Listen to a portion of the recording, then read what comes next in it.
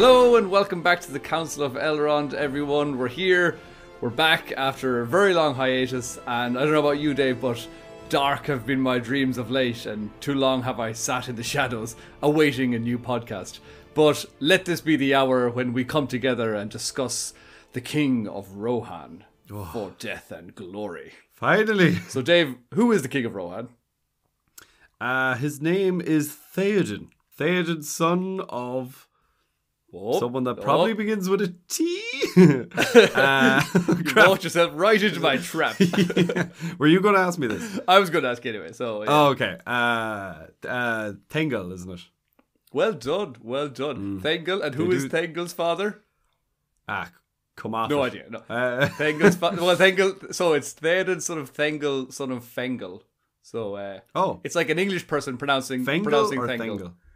You know, in England, lots of people pronounce their TH as like an F. Like 1, 2, 3. Son of Fengel. You're like, is that the father or the grandfather? No, we out about.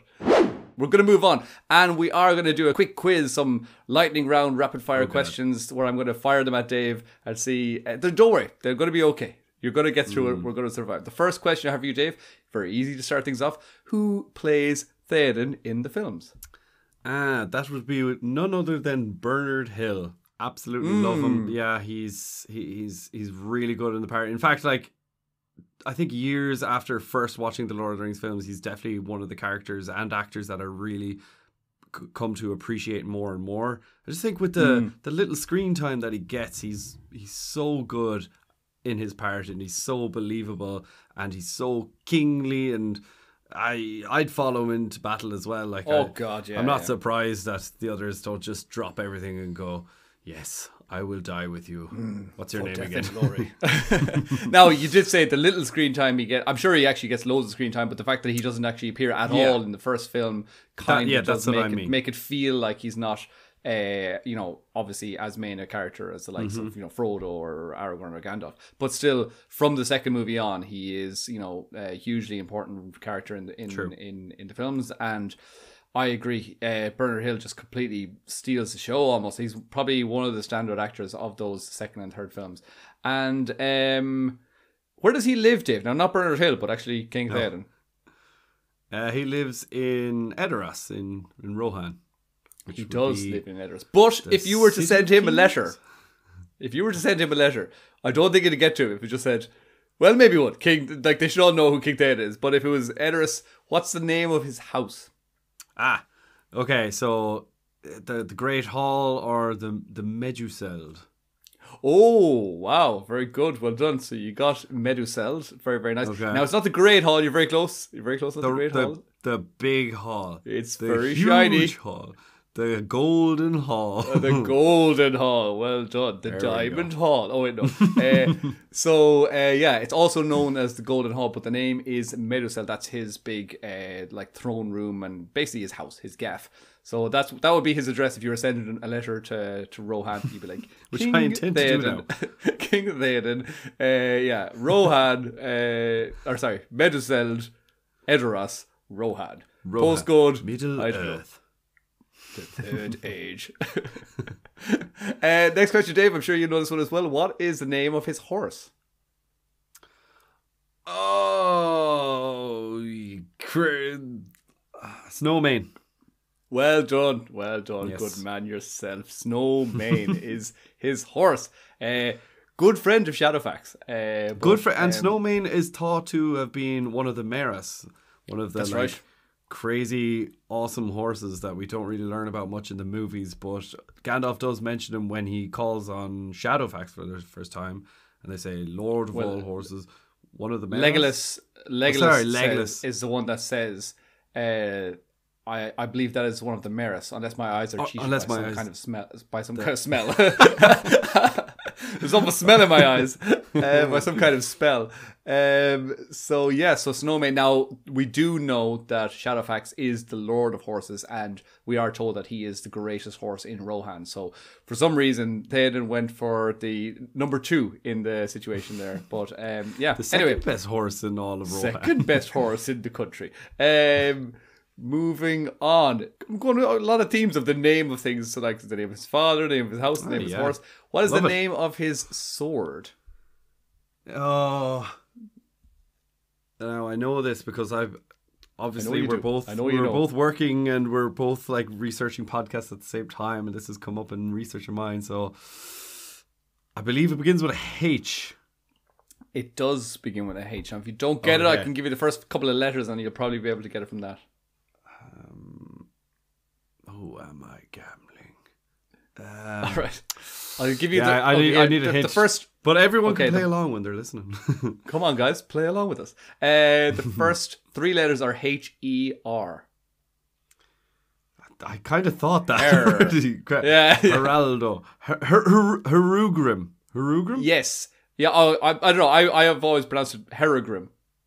Yeah, but we do that. You and I pronounce things differently. What was the other? There was a character like you in the say Silmarillion. Hello, and I say hello. No, but there has been other characters that we've been like, I would say Herudar, and you would be like Herudar. And it's just the way we've done it before. It's been in the podcast, there's evidence. Exactly. It's like we're from different lands, David. So Herugrim, you would say. Herugrim, yes. I would say Herugrim. I don't know why. I just feel like I would like to put the emphasis on that first syllable. Moving on. What is his son's name, Dave? Easy one. Theodred. Theodred, correct. Good man yourself. And keeping going with the theme of people's names, who are his... Can you name 2 of his bodyguards? I thought you were going to say body parts, and I was like, well, I've been learning this kind of stuff since I was 6 years old.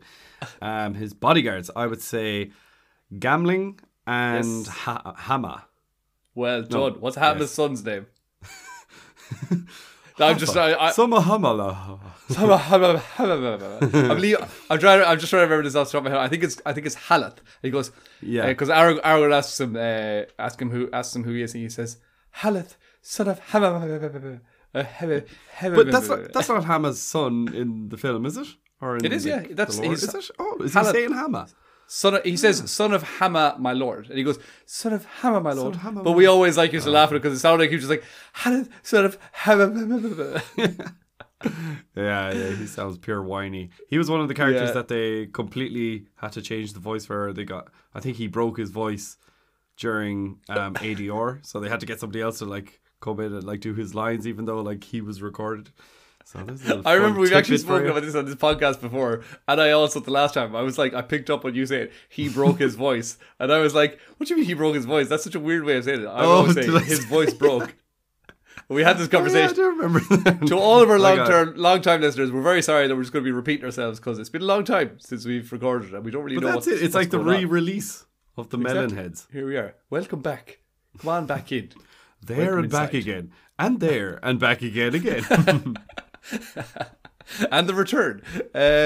So for people that didn't quite catch that, Hama and Gamling are the 2 main kind of bodyguards that he has at his side all the time.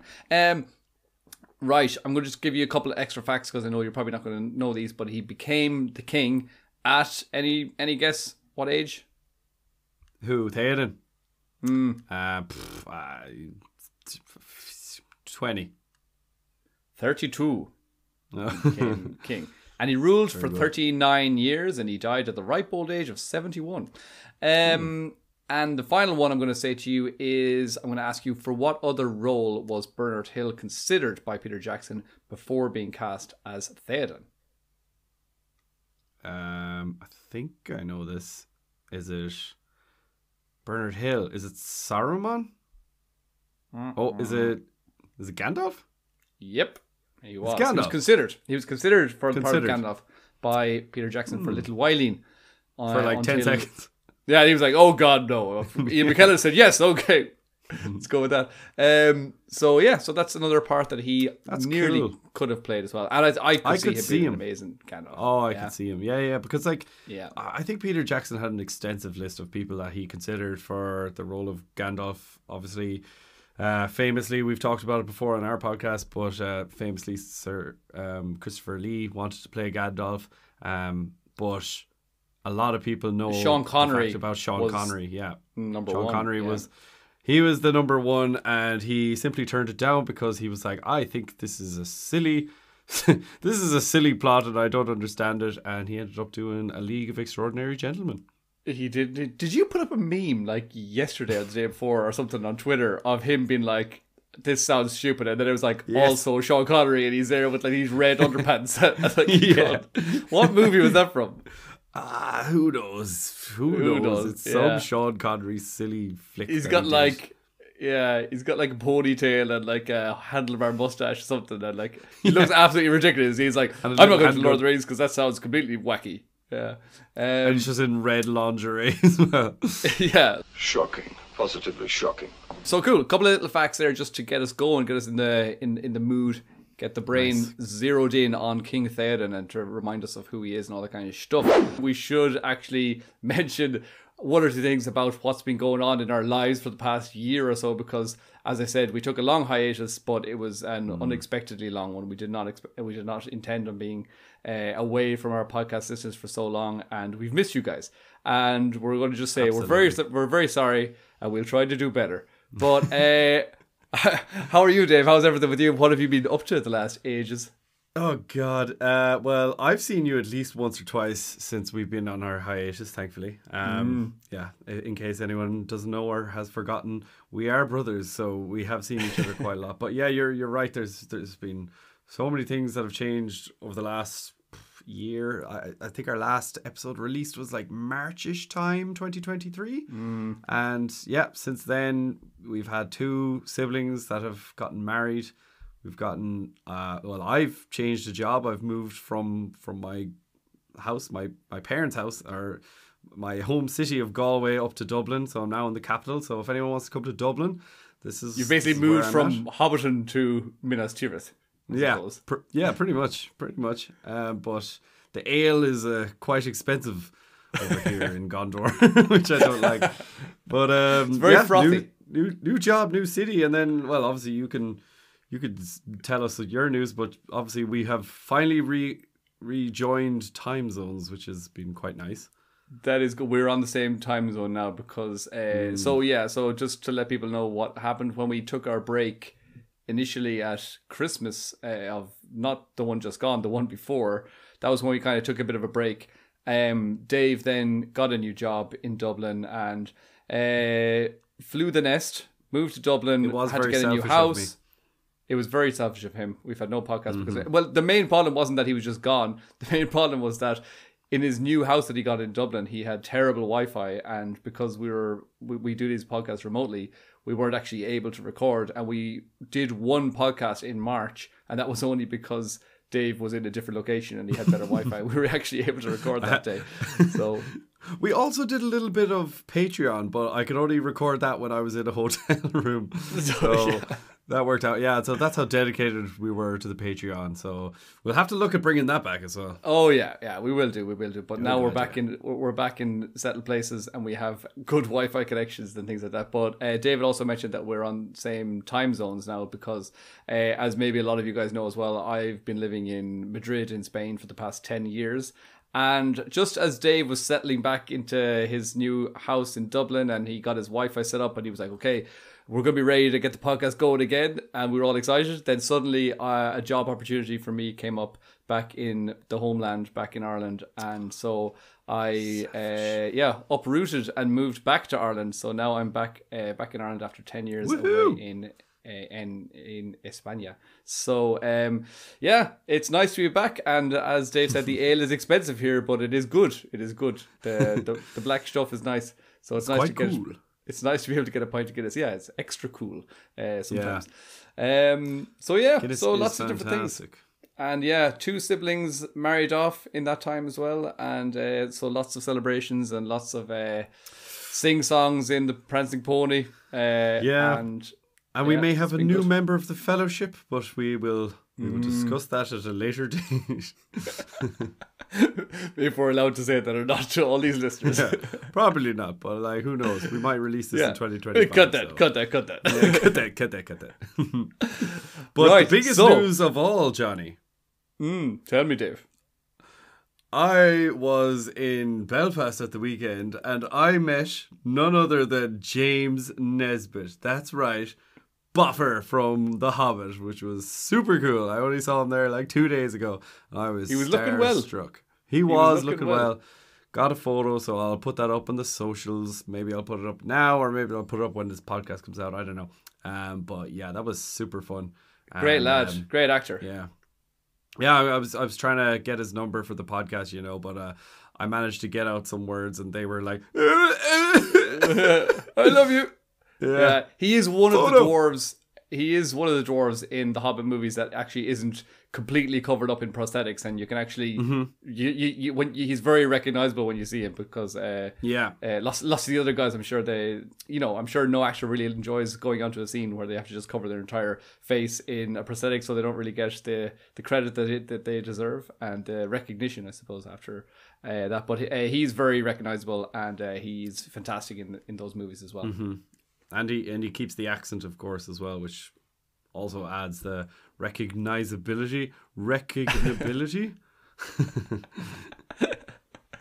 Yeah, so we're back and we still can't speak English very well, but you'll forgive us for that, because we're going to try and explain to you now a few things about, as we mentioned before, the King of Rohan. Hey guys, Johnny here. Sorry for the interruptions this week's episode, but I just wanted to mention how sad and devastated we were to hear about the passing of our King of the Mark, Bernard Hill. This week's episode was recorded before Bernard's untimely passing, and for that reason you won't hear any mention of this during the episode. Dave and I have already released a tribute to Bernard Hill, but I thought it wouldn't be right if we didn't mention it again at the start of this episode, all about one of our all-time heroes in his greatest performance, and one of my personal favourite Tolkien characters, King Theoden. In the words of Billy Boyd, the actor who played Pippin, I don't think anyone spoke Tolkien's words as well as Bernard did. And Dave and I can certainly echo that sentiment. And so, we'd like to dedicate this episode to the late great Bernard Hill. I go to my fathers, in whose mighty company I shall not now feel ashamed.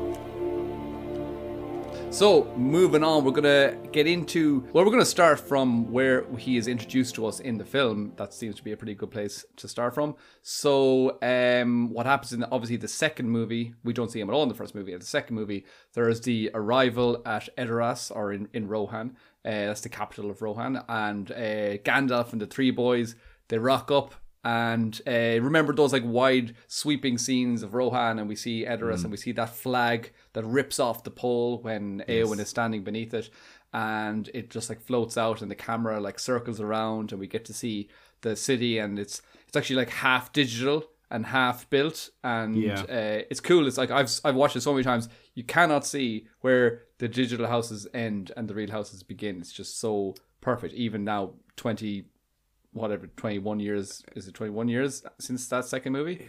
It'll be 21 years. Maybe 22 years? I think. 2001, it came out in 2002 actually, so that'd be 22 years. Yeah. Okay, right, yeah.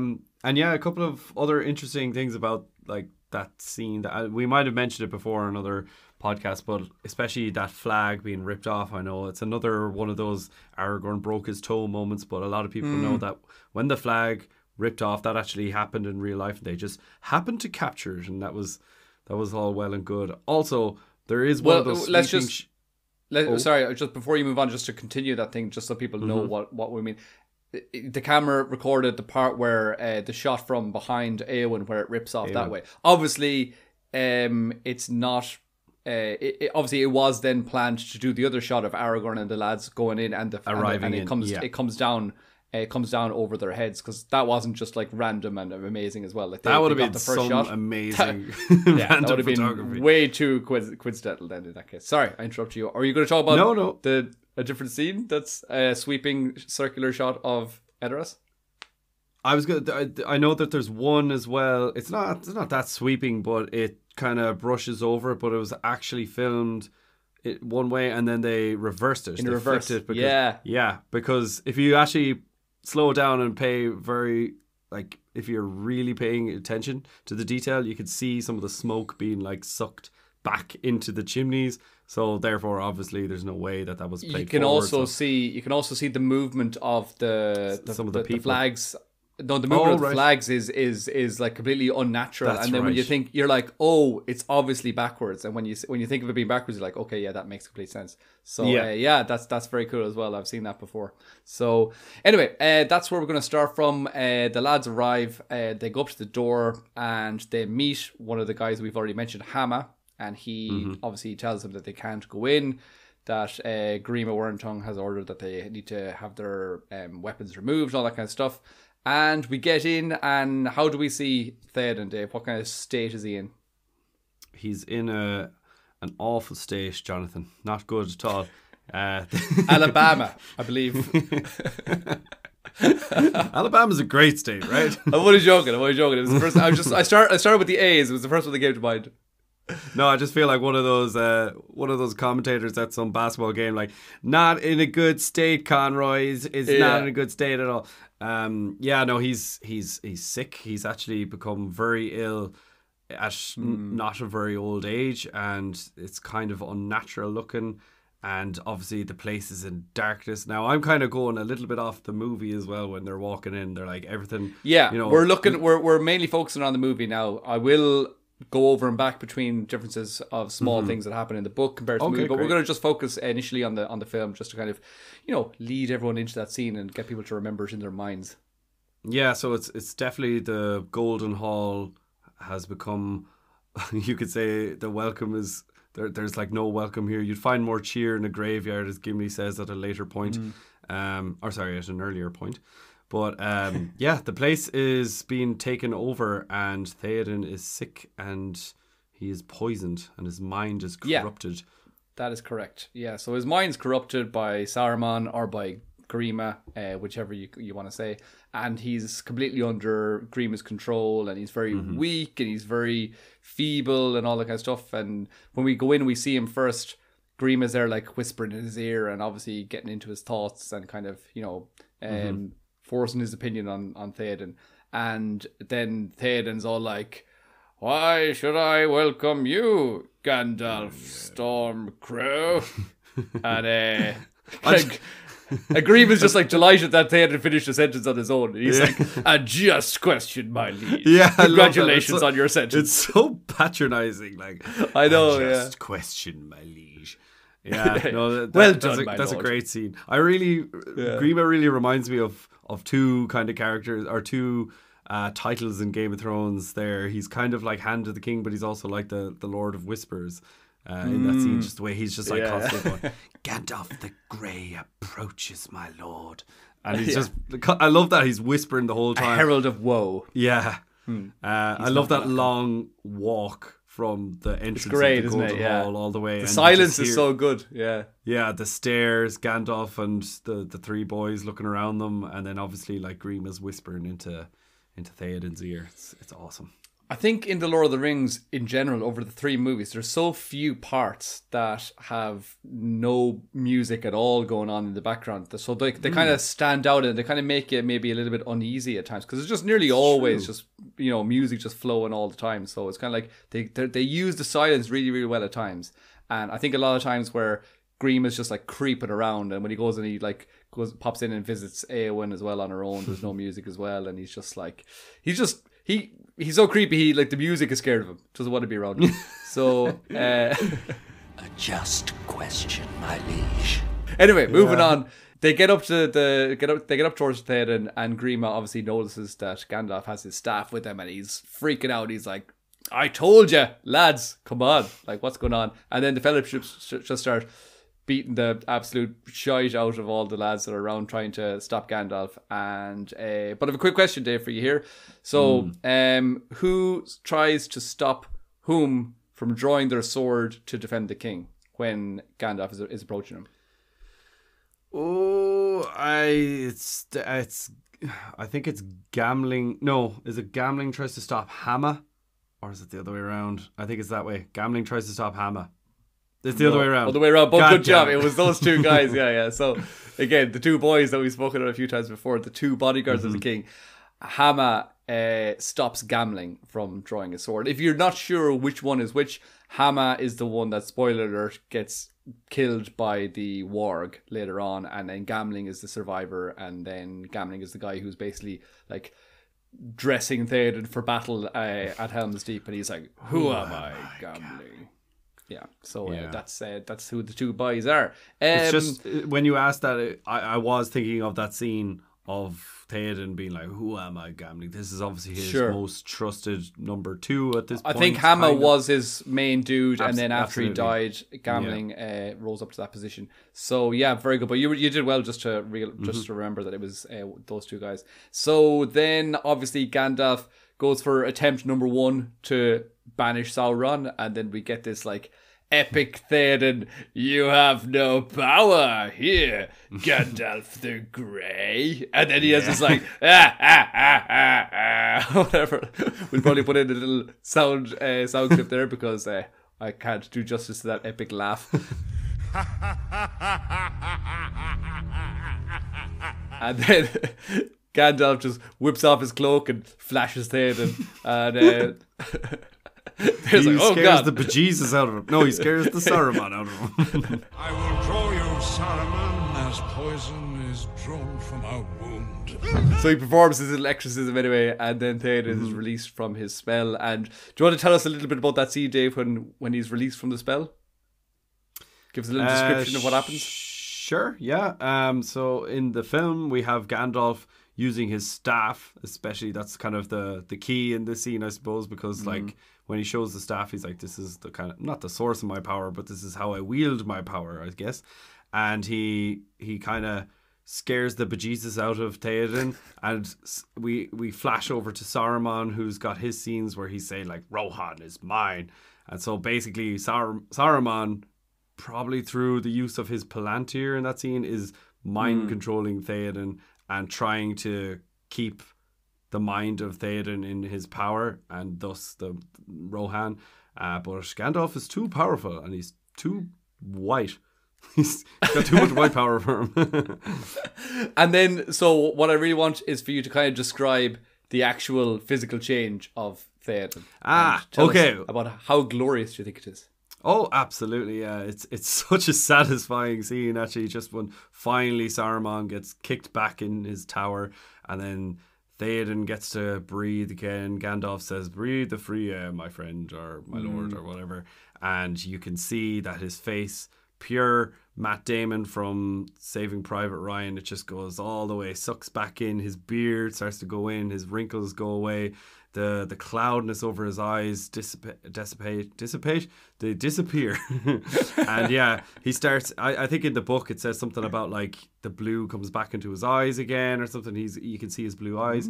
And that's really cool because Bernard Hill actually has amazing blue eyes. And he gets the colour in his face, and then he can start to breathe, and his mind is back. And he's got this huge beard, and then it just kind of like disappears and becomes this like absolutely sick goatee, fresh AF. Perfect. Now he's the golden-haired king.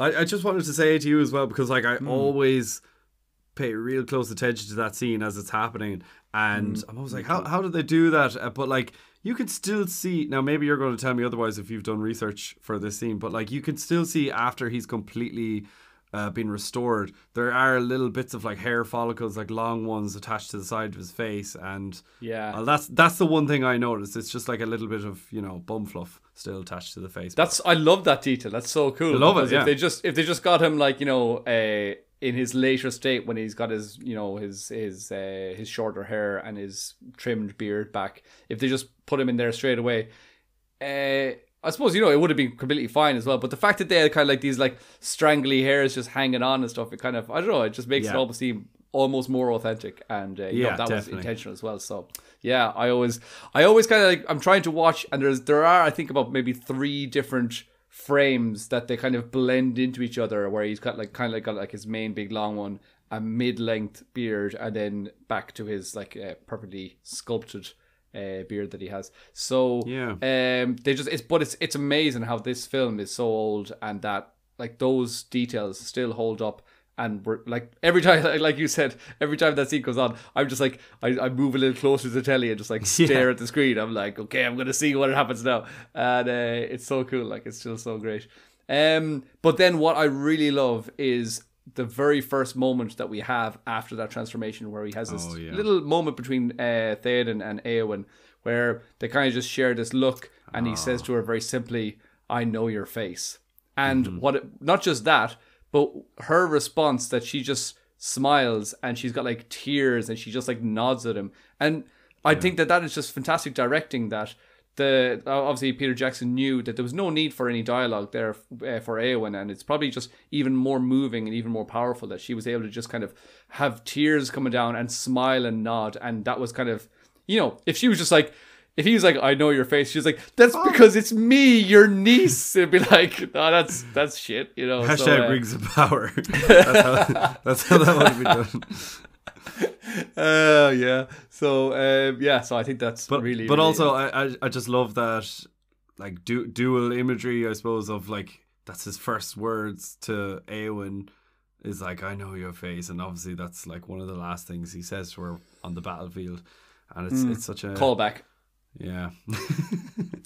Yeah. The sequel. So anyway, then obviously we remember that Gandalf tells him that his fingers would remember their old strength better if he held his sword. Again, there's a really good meme about that.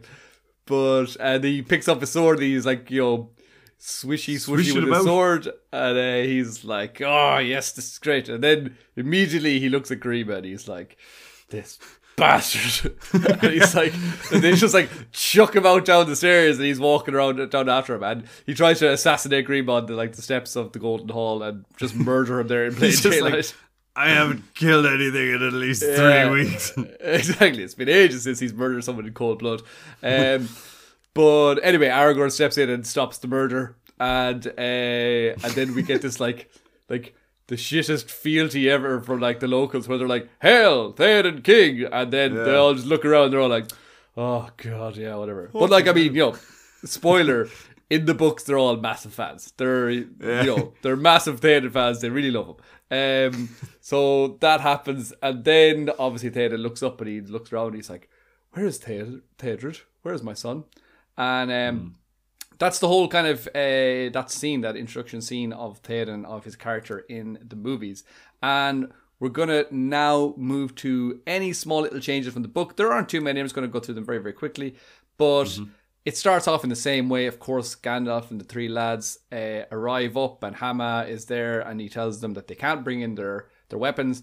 Now, they're not so just like, "Okay, that's fine." In the book, they're like, they're going on for ages, been like, and Aragorn's like, you cannot, separate me from Andúril. This is an absolute piss take. This is I'm going to speak to the manager. So he's not happy at all. And more like Karanagorn. Oh god. So then anyway, that happens. They go in. Grima realizes again that they've let Gandalf in with his staff, and he says, quote, "That fool Hama has betrayed us." So he kind of like knows that Hama was doing it on purpose, and in the movies that's where we see Hama is the one to stop gambling from drawing his sword. So Hama was kind of like, "All right, I'll let you with the staff because I know what's going on." Like, he kind of, it wasn't an undersight on his part, like, basically. There's a bit of a tip of the hat there by Jackson as well to give Hama that little moment, to stop gambling. Yeah, there is loads of things that you see that Peter Jackson did that I'll get to another one later on maybe, but there are loads of little things that you see that are subtly done, and maybe in the movie you're kind of going, "Oh, that's a bit strange," but then you read the books and you're like, "Oh, okay, he was like kind of thrown back to this scene in the book, or he wanted that to be included, and he knew that was important for whatever reason." So there is a lot of that. So I mean, yeah, they're the films that just keep on giving. Every time you go back and watch them, you're like, "Oh, there's another little thing." So yeah, really good. Moving on, the only real dramatic moment in this whole scene in the books is obviously when Gandalf throws off his tattered cloak and he stands up tall and raises his staff. And just going to read a short little quote here. It says, "There was a roll of thunder. The sunlight was blotted out. The whole hall became suddenly dark as night. Only Gandalf could be seen, standing white and tall. There was a flash, as if lightning had cloven the roof. Then all was silent. Wormtongue sprawled on his face." So it's not quite as dramatic as in the movies, and we're going to see like later on the transformation as well, because then Gandalf speaks and he says again, quote, Now, Theoden, son of Thengel, will you hearken to me? Come out before your doors and look abroad. Too long have you sat in the shadows and trusted to twisted tales and crooked promptings. Love it. But before I go on, can we just say that hearken to me is such a cool way of saying, like, come here to me, will you? Or here, will you listen? I'm good. You just start bringing that back, like, in the pub, be like, well, lads, hearken to me. Would you like a pint? Well, we have to preface this with also saying that for us Irish people, before we say something to someone, we would often say, come here to me. And I know a lot of Americans that are saying, like, what do you mean? I am here. What do you want? You want me to come? But it just means, like, listen up. And us Irish people, we say it all the time. Come here to me. Let me tell you something. So absolutely substituting that with hearken to me. That's brilliant. To me. Yeah, very, very good. So then Theoden steps out of the Golden Hall with Gandalf, and Gandalf says to him, now, Lord, look out upon your land. Breathe the free air again. And then Gandalf kind of just sort of continues to, well, like, I think there's about a full couple of paragraphs there where Tolkien describes, you know, the hills and fields of Rohan, how luscious and beautiful it was. And the sun is creeping out from behind the clouds. I know, yeah. That wouldn't be like him. Not at all. So that goes on for a while, maybe a couple of books of that, and then eventually Gandalf again commands Theoden, and he says to him, cast aside your prop. And then I have another short quote that says, from the king's hand the black staff fell, clattering on the stones. He drew himself up slowly, as a man that is stiff from long bending over some dull toil. Now tall and straight he stood, and his eyes were blue as he looked into the opening sky. Dark have been my dreams of late, he said, but I feel as one new awakened. So, well done to you, Dave. You said that there was a mention of his blue eyes, so that's very good. Yeah. Well remembered. And again, as I was going to say it before, that so there is clearly power within Gandalf, that it says that, you know, all the lights are gone out and there's a light focused on him and all this kind of stuff, but it's not such obvious wizard magic-y kind of stuff that we do see a lot more in the movies. Like in the Fellowship of the Ring, we see the kind of wizard battle, which never happened in the books. Yeah. And Tolkien was really a big fan of kind of, you know, low-level magic, and Gandalf kind of guides him, like he brings him outside, and it's almost like the fresh air and just the visuals of the scene in front of him that kind of bring him back to life. Because maybe that's what would bring Tolkien back to life himself. He's thinking, if I was feeling not too great, like if I was just standing out there looking out on this glorious landscape, I'd just come back, I'd be revived completely, you know? Do you know what I'm thinking? Like, I'm just thinking of all those times I'm after a night out and I'm absolutely dying hungover, and, like, you know, it's like 3 p.m. on a Sunday afternoon, and then Mom comes in and she's like, oh my God, the smell in this room. She comes over, she opens the window, opens the blind and the curtain, she's like, get some air. And I'm like, immediately I just feel revived, like Theoden coming back. You're like, dark have been my dreams of late. Yeah. Dark were my pints of late. I was just thinking that, and dark shall my poos be tonight. Yeah, but absolutely. Like I see the fresh air, and I just wanted to say something about that as well, because sometimes Peter Jackson does this, and I've noticed after, like, reading through the books and poring over the knowledge of Tolkien, I just feel like sometimes Peter Jackson might take something that is hinted at and really lean into it. And obviously there's the wizard battle and stuff. Lean forward. That wasn't really Yeah, but there's other things there's other things that are hinted at in the books, and one thing, for instance, is like the poisoning of Theoden's mind, and we don't really for sure know that it's like real poisons. I think there are some real poisons, or if it's whispers, or if it's we do kind of get told that Grima is actually physically poisoning him as well. That's what I mean. We're told that it's physical poison, but like we're not sure how much is like Saruman actually using magic over Theoden. Is it just kind of poisoning and using a scout, or just using his pawn Grima? And I feel like it's kind of there, it's kind of a little bit touched, but like if you're just to watch the movies, you're like, oh my God, he's basically under mind control by Saruman, which is not really at all what Tolkien was saying in the books. Yeah, it's like hypnosis or something, basically, that he just completely lost control. And you're right that in the books, everything's a little bit more subtle. Everything's a bit more like closer to Earth Middle Earth is, rather than the movie Middle Earth, where you've got lots of just kind of a little bit more fancy, a little bit more high magic. Not even high magic in the movies, I don't think. It's not like Harry Potter where they're just like shooting lightning bolts at each other and stuff. Well, I suppose there is that part where Saruman shoots a light bulb out of his staff in the third movie. So yeah, maybe. Did I say a light bulb? That's true. Yeah, but I did too, so don't worry. I think you put that in my head today. So he shoots like a lightning strike out of his staff. So anyway, let's keep going. The first action of Theoden King, renewed and revived, is to release Éomer from imprisonment, which is the first kind of big difference from the book, because from the film, because obviously in the film Éomer is banished and he's sent away, and he takes like all the men that are loyal to Rohan, he says, and they go miles away. So in the books, he's actually been imprisoned for attacking the orcs that had taken Merry and Pippin captive. He attacks them, and Saruman or Grima had basically said, you can't be attacking the orcs. And he did that, and he kind of defied Grima's will, and so then he got imprisoned. And so Theoden comes back to his senses, and he kind of goes, release Éomer from prison, and Éomer comes up to him, and then Gandalf suggests again, quote, your fingers would remember their old strength better if they grasped a sword hilt.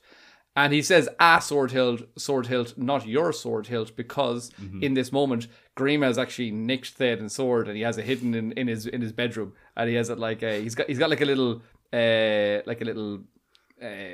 don't know, little chest. A little chest, yeah. I was trying to think of what it is in the book. I can't remember, but it's like a little chest, little box where he has all these like goodies and like jewels and things that he's like nicked and stolen. Yeah, there's a couple of seashells there from his trip to like down south.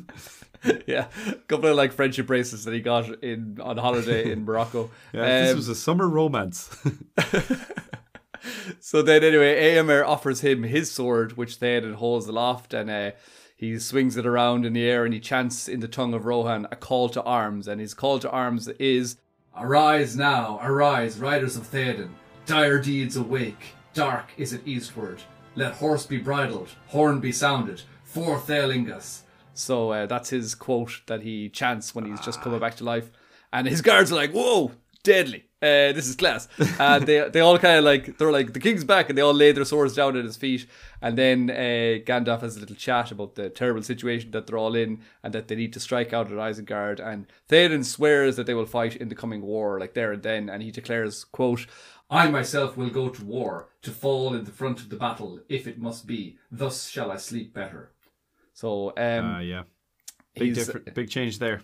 Yeah, it's a nice change there. Oh no, sorry, I'm just thinking of I was thinking of the Gondor battle, but sure, we're talking about part 2, I suppose, Helm's Deep and the Hornburg, and just like we are, but still, even that is a change, because he's very in the movies we see he kind of comes back to life, and then immediately he's on the defense. He's kind of like, look, I don't want to be rushing into a war if I don't need to, and that's when Aragorn does the whole open war is upon you, whether you would wish it or not. Kind of thing. Yeah. But they basically have to like leave straight away then, and they leave for war straight away. And it's cool though, because it does describe his departure from Rohan in a pretty epic way. So again, I have another short quote here, which is, the trumpet sounded, the horses reared and neighed, spear clashed on shield. Then the king raised his hand, and with a rush like the sudden onset of a great wind, the last host of Rohan rode thundering into the west. So that's kind of nice. Cool. That is quite cool. Yeah, it's quite cool. So on their way anyway, when they're out on horseback, they're all marching along through the fields, and they come across a rider who tells them that they've been driven back from the fords of Isen by Saruman's forces. And the guy here, he's like a scout, and he says to tell Éomer that there's no hope ahead, and that he should return to Eddard before the wolves of Isengard come there. And then Theoden, he's kind of hiding a bit behind, and he makes his presence known to this guy. And suddenly the guy sees the king, and he's just completely rejuvenated by seeing the king, and he's just like, oh my god. And he's like, as I said, they're all big fans of Theoden. They love him. And the quote here is, the man's face lightened with joy and wonder. He drew himself up. Then he knelt, offering his notched sword to the king. Command me, lord, he cried, and pardon me. You thought I remained in Meduseld, as my captains my counsel. But not so, said Theoden. Give this man a fresh horse. So so like just the sight of the king was enough for this guy to be like, look, there's absolutely no hope. Let's just turn around and go home. The wolves of Isengard will be around. And he's like, oh my god, there's the king. Let's go, let's do it. So it's so cool. Like, I wonder everyone loved the king. Like, he's just like, get that man a beer. Well, he gets him a horse, but like, that's like, get that man a Volkswagen. Imagine if that was your that was your like president or something. Yeah, of course they love brand new car. But where's that guy been? I know, like, he obviously didn't know that Theoden had been resurrected, but at the same time, Aemir has been in prison, so he obviously hasn't been back at he didn't realise it. Medjugorje for a while. He's down the road. Like, is Thengel about, or what's going on there? Thengel? Is he still there? So anyway, we're going to just wrap up that part there with Helm's Deep, but there are a couple of differences with Wormtongue, but I'm not going to go into detail with them because I think, Dave, word has reached my ear that you may be planning a little Wormtongue episode at some point. So I'm not going to... spies have reached your ears. Crabine from Dunland, they've told me everything. So I'm not going to go into that, but I will just mention that Theoden does show Grima a lot more kindness in the in the book than he does in the film, and he doesn't try to just murder him as soon as he's like, that's Grima, I'm going to kill that guy. Like, it's like his first rational thought he has after he wakes up is like, murder. So that's not actually the case in the book. But this is again is one of those little changes where, like, obviously you and I were obsessed with the obsessed with the movies at first, and then reading the books. But then, like, and we were already so madly in love with Theoden. But then, like, when you read the book, and then you actually see, like, even as he sees Grima, like, he's even better on the floor, and you're just like, oh god, here's the part could you be any better? Try and kill him. Yeah, it's just like, no, I will not do it. And you're like, what a lad. I will show him mercy. So there are, I'm going to actually mention that later on, but there are a few moments in the film that maybe there's like a good plot reason for it as a film, but it slightly takes away from the character of Theoden. But as you just rightly said, that from only watching the movies, we were still, Team Theoden all the way. We were like, this guy is an absolute boss. For death and glory. One instance, however, again, sometimes the films can take away from a character, but there is something here that I wanted to mention which really adds to it, which is not in the books, is the scene of Theodra's funeral, which I just think that Bernard Hill, especially in that scene, maybe slightly after the funeral when he's having that one-to-one with Gandalf, that's what I'm really kind of focusing on, where Theoden holds up a little white flower and goes, Symbalmunna. And what is it pronounced? Symbalmunna. Yeah. And he says, now it shall cover the grave of my son. Alas, that these evil days should be mine. The young perish and the old linger. That I should live to see the last days of my house. And then he goes on to say, no parent should have to bury their child. Do you want to give any background to that? Do you know any info about that part? Well, first of all, as you were reading that quote, is that quote directly from the book and also from the film, or is it just from the film? I don't think it features. I could be wrong. I'm not sure. But I can't remember. But I think this is completely created for the film. Sorry, yeah, because like as you were saying it was word for word perfect, and I could hear the music in the background. No, I took the quote from the film there for that little part. Right, yeah. I think I know what you're hinting at here, and I can't remember where we saw this recently, but what was it before the filming of Lord of the Rings, or was it during? And the actor Bernard Hill. Now, you're going to have to fill in the blanks here, but I'm just going to say what the basic thing is. I think he was talking to some woman somewhere, and she basically told him a story about how their son died and they had to bury their son, and he was so moved by it, and I think he asked Peter Jackson could he include that line for the Lord of the Rings, because it really moved him. And my God, yeah, his acting in that scene is incredible, and it is one of the few parts that I don't think of, but it does make me almost tear up and cry every time he does it. Especially just that delivery of the line where his voice goes a bit crackly and high pitched, and he just goes, "No parent should have to bury their child," and I'm like, oh God, right in the feels, man. I think that's one of one of his best little moments as well. And you are completely right that was I can't remember who it was, but I think it was a friend of Bernard Hill's had a son or a child who had passed away, and that they had mentioned, they had like said something similar to that to Bernard, and that really stuck with him. The thing of no parent should have to bury their child. And that was something that just kind of stuck with him. And he brought that line to Peter Jackson. He said, look, I'd like to include this. And Peter Jackson said, yeah, go for it. And he delivered it so amazingly. I think that's just, it is, again, one of the, like, there's, over the course of the 3 films, there are a few parts that, you know, they all kind of get you and you kind of well up. That's definitely up there. That's one of the ones that really gets me. I think there's maybe 3 moments in the course of the 3 films that really kind of make me well up pretty much every time.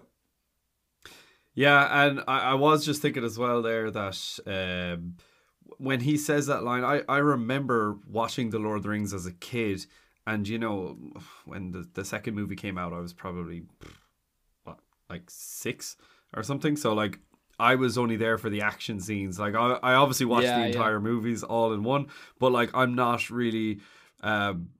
I'm not picking up all the dialogue that much at all, but I always remembered as a kid, I didn't understand all the mumbo jumbo he's saying beforehand, and then his voice changes and he goes, no parent should have to bury their child. And I always thought, like, oh my God, like, could you imagine that'd be like my parents burying me? Like, how sad is that? That's way sadder than me burying my parents. No, it's not.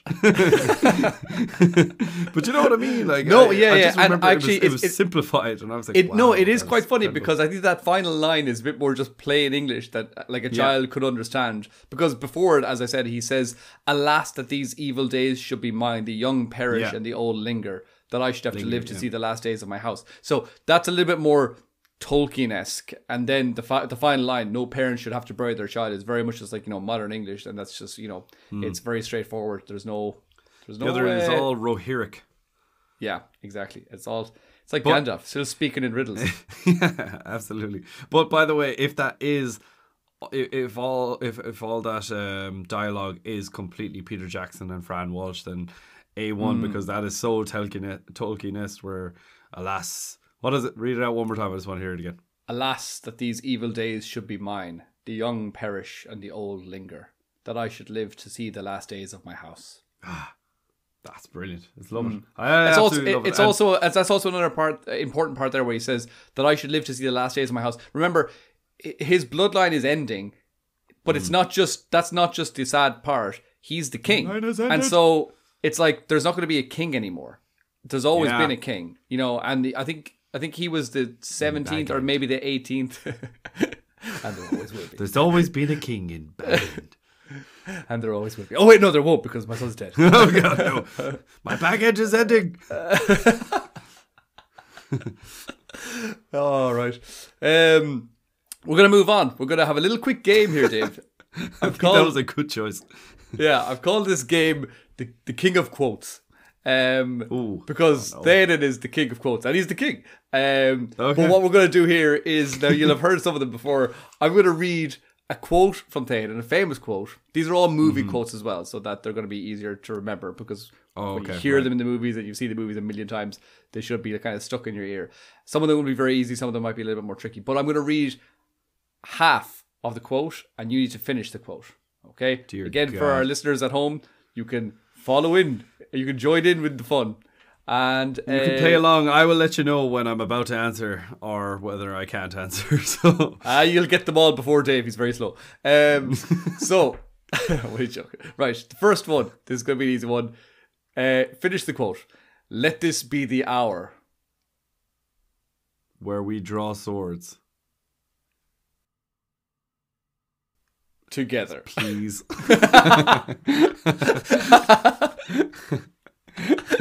Very good, very good. You got it all right, except there was the final word, which was "let this be the hour when we draw swords together." But yes, fantastic. I'll give you poetic. By the way, I forgot that I was going to answer and let the audience know. So sorry if anyone didn't pause. It doesn't matter. They were playing along. Who cares? It's all good. It's all fine. I'm sure, as I said, they probably all got in there before you. So probably right. Feel on the spot. If they need more time, they can pause the episode. So next one is so much death I'm trying to do my best Theoden impression as well. Yeah, because I need that to help me along. Okay, I'm just going to try and do a bit of the intonation. So much death. What can men do against such reckless hate? Well done, Dave. Good man. I knew you had it in you. Right. Okay, here we are. Next one. Fell deeds awake. Now for wrath. Now for ruin. I know this one, and the answer is ere the sun rises. Shit. No. Wait. Okay. Whoa. I've got the wrong quote. You've got the wrong part. So, ere the sun rises is from the Battle of the Peleannor Fields. This is from. I'll give you the moment. It's when they're on horseback, about to ride out into the orcs in Helm's Deep. In Helm's Deep. Yeah. Sorry. So I'll go again. Fell deeds awake. Now for wrath. Now for ruin.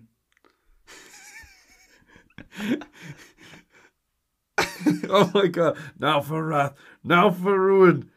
He says one more part and then you hear the big horn of Gimli like charge. Go. Now for wrath. Yeah. 3, 2, 1, go. Now for wrath. Now for ruin.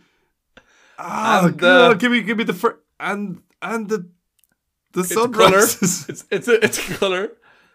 And the red flash. Okay, the answer is I don't know. And the red dawn. Red dawn. I got there first. Not on my end. Oh well, on my end there is a delay. I got it. And the red dawn. Okay, right, yeah. So and then he says charge. And then he says fourth Aerlingus. Yeah, fourth Aerlingus, AKA charge.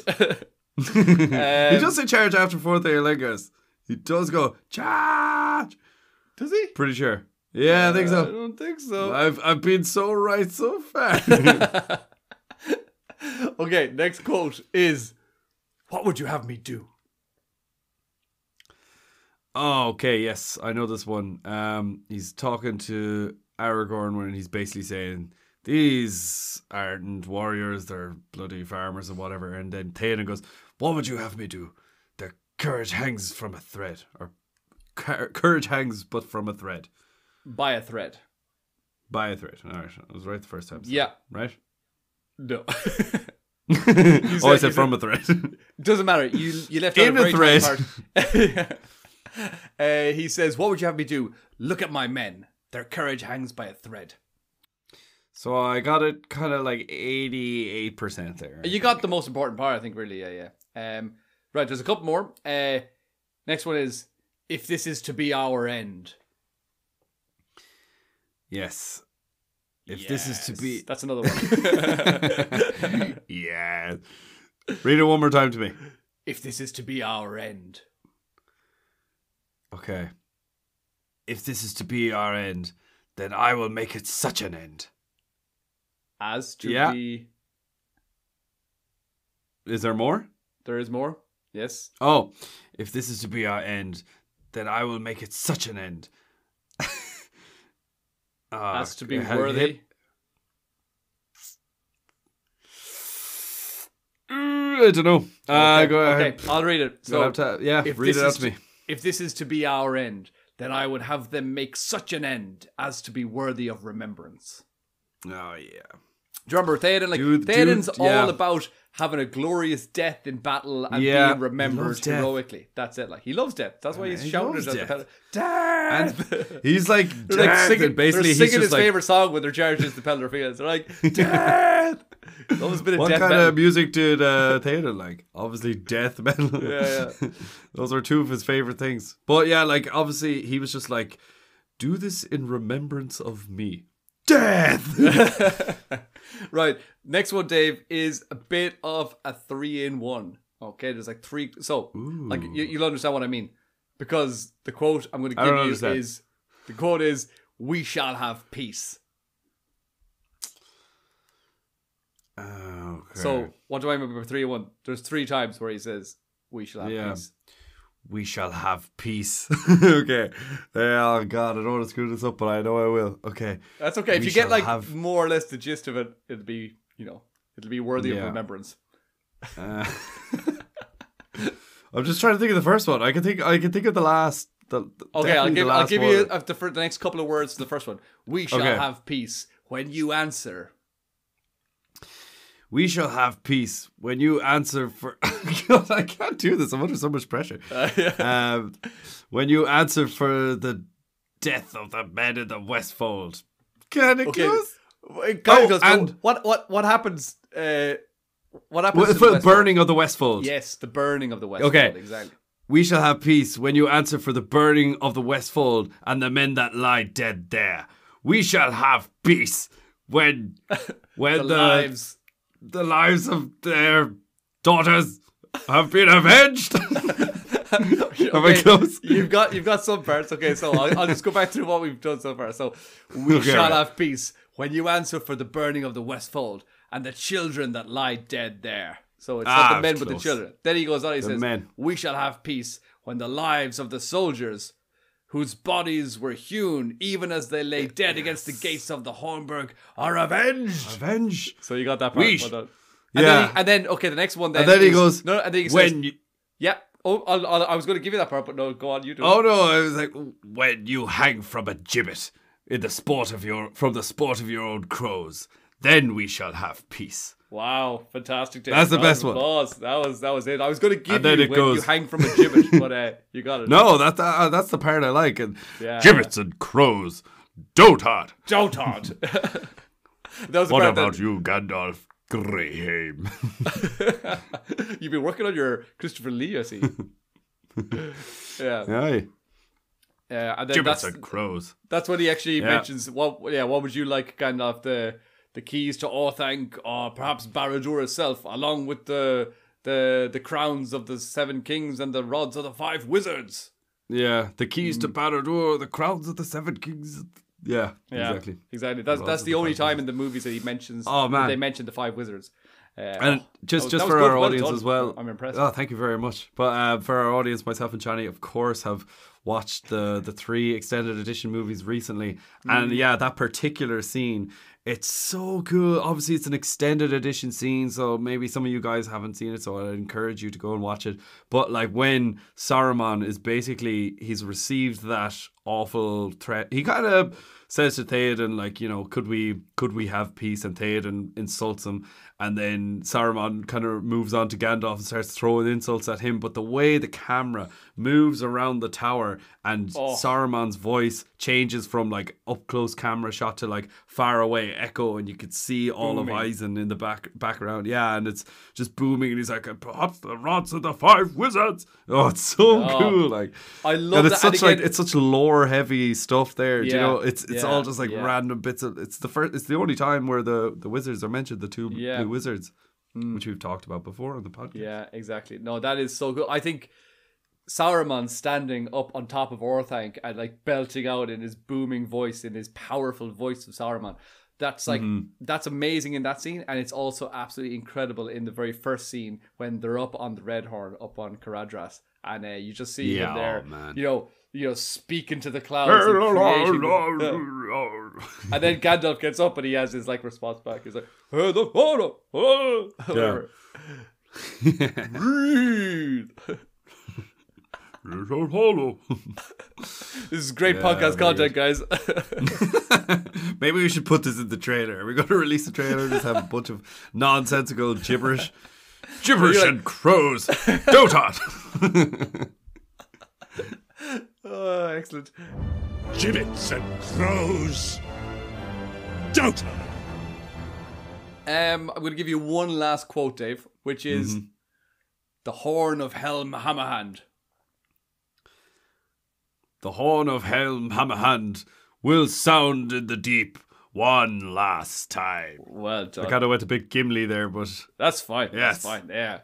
Good. The horn of Helm Hammerhand shall sound in the deep one last time. Yeah. Fantastic. Very, very good. Well done. That's our King of Quotes game. Did you enjoy it? Oh, I really enjoyed it. We should do this more often. I like this. I know. I just came up with that like yesterday. I was like, I'm going to do this. It's going to be cool. And we might do something similar for Grima. Now that's a tough one but I do know you like some of his quotes. Oh, Grima is such a poet. Yeah, and he doesn't even know that he was one. when he's speaking to Eowyn, he's like... He didn't know that part of himself. What's his quote? Yeah. So cold, so fair, like a morning of fresh spring still clinging to winter's chill. Or something like that. Yeah. I think, well, to my knowledge, anyways, that's exactly it. That's I've got an awful memory, but for Lord of the Rings quotes, I'm like, I don't know, I'm unchallenged, I think. Yeah, you're very good at it. Like, yeah, because I can watch those movies hundreds of times, and I still struggle with some of those quotes, as you can see. But like, no, you did very well there. You did well there. Yeah, I'm impressed. I feel like if I'm watching the movie, and if you were muted it, I could nearly talk it over them the whole time. But like, even when someone says like, finish this sentence, or we've played the Lord of the Rings trivia game before, and it's just like, who says this quote? And you're like, oh my God, this could be Gandalf, this could be Aragorn. Yeah, so you're like, you can hear the same quote being said in the voice of Gimli or Aragorn or Legolas. And the quote could just be like, Frodo, come here. And you're like, God damn it. You're like, I should know this. Well, they've all said that at least once or twice. Except for Legolas, he never said it. Yeah. Oh, yeah, Legolas never said it. So that's it for today's episode on the King of the Riddermark, Theoden, Thengil's son. We really hope you enjoyed everything we did on today's episode, including the King of the Quotes games, and I'm sure you all did far better than Dave over here. So guys, tune in to the next episode where we're going to dive into the life of Theoden, where we'll speak all about his greatest moments in life, in battle, and in death. And basically, Dave and I are just delighted to be back, and we're delighted that you're all back with us. Isn't that right, Dave? Dave! So that's it, guys, and welcome back to the Council of Elrond.